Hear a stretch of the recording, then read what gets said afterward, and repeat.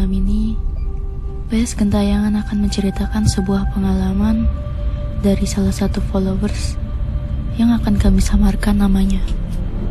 Sebut saja Mas Andi. Berikut ceritanya. Mas Andi adalah salah satu pekerja di sebuah perusahaan di daerah Jawa Barat. Kebetulan, tempat kerjanya di tengah kota yang cukup jauh dari tempat tinggalnya. Hari demi hari seperti biasa, Mas Andi jalani bekerja dari pagi hingga sore hari. Sampai suatu hari, Mas Andi harus bekerja lembur dan alhasil ia harus pulang larut malam. Setelah menyelesaikan pekerjaannya, Mas Andi ingin segera pulang dan cepat sampai rumah karena sudah lelah dan mengantuk. Jadi, Mas Andi berniat mengambil jalan yang paling cepat sampai rumah. Namun ternyata tidak ada pilihan lain.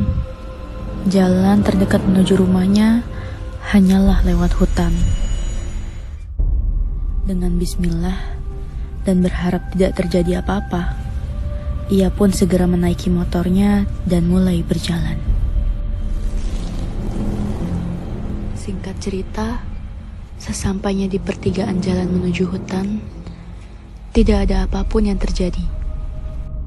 Baru saja berpikir seperti itu, tiba-tiba ada 3 ekor anjing yang menghampiri motornya.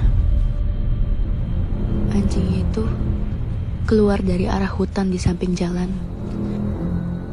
Mas Andi pun melajukan motornya agak lebih kencang. Tak lama kemudian, Mas Andi dihadang hewan langka yang bernama Muka dalam bahasa Sunda. Hewan itu sejenis kukang hutan, dan Bang Andi pun teringat bahwa ada mitos yang beredar.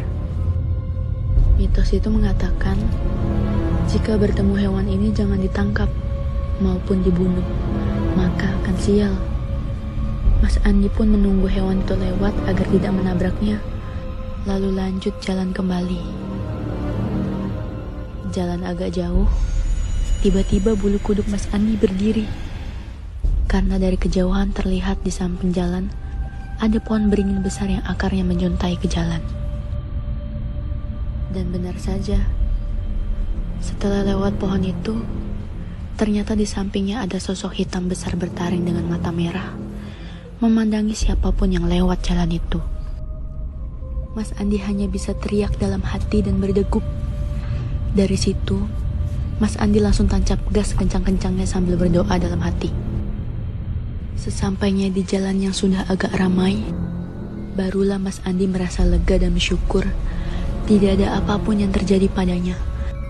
Meski ia harus melihat sosok besar tadi, namun ia tetap bersyukur telah sampai rumah dengan selamat. Begitulah cerita pengalaman Mas Andi pulang kerja larut malam. Mas Andi berpesan untuk selalu berdoa dimanapun, walaupun harus melihat sosok yang tak ingin dilihatnya. Bagi kamu yang punya cerita horor, bisa langsung kirimkan ke email di bawah ini. Ceritamu akan segera